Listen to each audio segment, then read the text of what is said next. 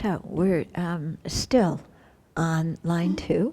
The best discipline is taming your mind stream. We've talked about the antidotes to several of the afflictions. I just wanted to mention, because we didn't talk about arrogance, that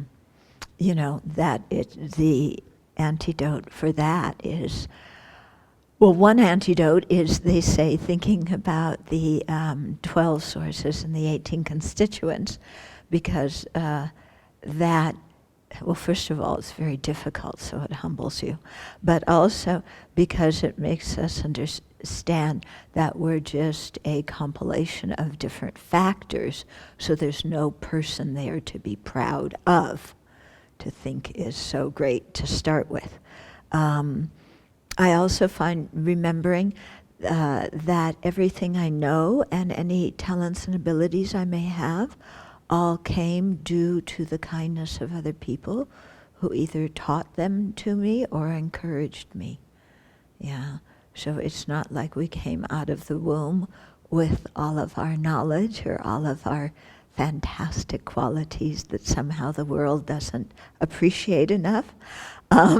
But these all come due to the kindness of others, so to really keep that in mind. And then I wanted to talk some more about, when it's talking about taming the mind stream, one of the principal things to tame is the self-centered attitude. Okay, so that's the mind that thinks I'm the center of the universe, my happiness and suffering is more important than others, my ideas are the best ones, whatever I want should come about that way, okay? And so the self-centered attitude differs from the self-grasping ignorance. Self-grasping ignorance, projects a false mode of existence onto the self, thinking that it's inherently existent. And that self-grasping ignorance is an afflictive obscuration that prevents us from attaining liberation. Okay? The self-centered attitude and the self-grasping ignorance are very good friends, however. Okay? And so they help each other a lot in us ordinary beings. Because we grasp at ourselves as being some inherently existent person, and then from there we take off into attachment and anger, and of course, what I want is more important, what I don't like, I should have my way, etc., etc. So they really collaborate on creating a mess. However, we can eliminate the gross levels of self-centeredness, and the subtle levels of self-centeredness block us from becoming Buddhas, because they block us from entering the bodhisattva path, because the subtle level of self-centeredness is, I'm just looking out for my own liberation. So you can be free of the self-grasping, but still have that subtle self-centeredness. Okay? So they say the self-centered thought is not an afflictive obscuration, it's not a cognitive obscuration, but it's an obscuration to the Mahayana path. Okay, so since we all want to enter the Mahayana path, and that self-centered thought is what prevents us from generating bodhicitta, then clearly we want to oppose it. Yeah? So one of the best ways to oppose it is to remember its defects. Yeah. And so many of its defects overlap with the defects of self-grasping ignorance, but that doesn't matter, And in texts such as the Wheel of Sharp Weapons, which a commentary will be coming out on August 9th, hopefully. Yeah. Then, and hopefully all the corrections will go in tomorrow. I'm still waiting on somebody. But,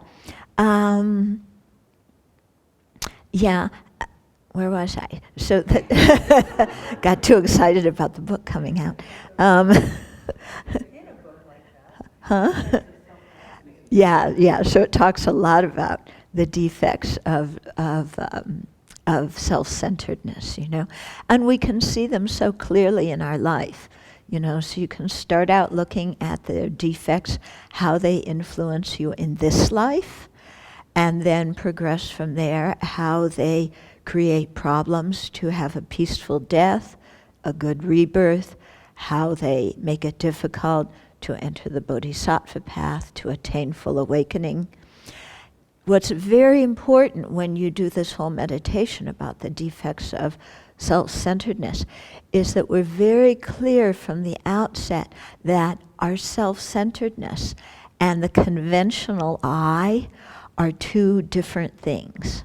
Yeah. If you don't differentiate this, when you do the meditation, you come out with the wrong conclusion and you hate yourself and criticize yourself, which certainly was not the purpose of the Buddha teaching this meditation, because we already know how to hate ourselves and criticize ourselves. We don't need further instruction on that. Yeah. And, okay, so we have to be very clear. The conventional I is just, exists by being merely labeled independence on the aggregates. That's it. Yeah. The self-centeredness is some extra added garbage that's clinging to the mere I, making a big deal about it. Okay? But we are not our self-centeredness. Our self-centeredness is not us. We are not inherently selfish. We have a long and familiar pattern, an association with selfishness, but it is not in the nature of our mind. So it is not who we are, and we have to be very, very clear about this. Okay? The reason I say that we have to be clear about it, is because there is the potential for misunderstanding. And I remember some years ago talking to a friend of mine at a Dharma center. And, the Tibetans don't have this problem with low self-esteem and self-hatred that we do in the West, or at least they don't have as much of a problem as we do. So the Tibetan Lamas don't understand this kind of thing inside of the mentality. And so she, was equating the I with the self-centered attitude and, seeing all the faults of the self-centeredness and then just saying, something's wrong with me. I'm so bad because I'm so selfish. I only think of myself. Something's really wrong with me. I'm a horrible person. And she told this to one Lama, and maybe it was the translation or whatever it was, and she said, is this how I'm supposed to be thinking? And he said, yes. Yeah, because he didn't understand that this thing of, I'm such a bad person because I'm so selfish, was this whole thing of guilt and self-blame and all. And he was just thinking it's purely simple, see the disadvantages of selfishness. Okay? Yeah? So I remember when she and I were talking, and I said, that's not right. And we had a long talk about it, and she was so relieved afterwards, because she was, by having that kind of thought, she just kept herself trapped for quite a long time, in just feeling lousy about yourself. And when you feel lousy about yourself, your energy goes into that. It doesn't go into changing.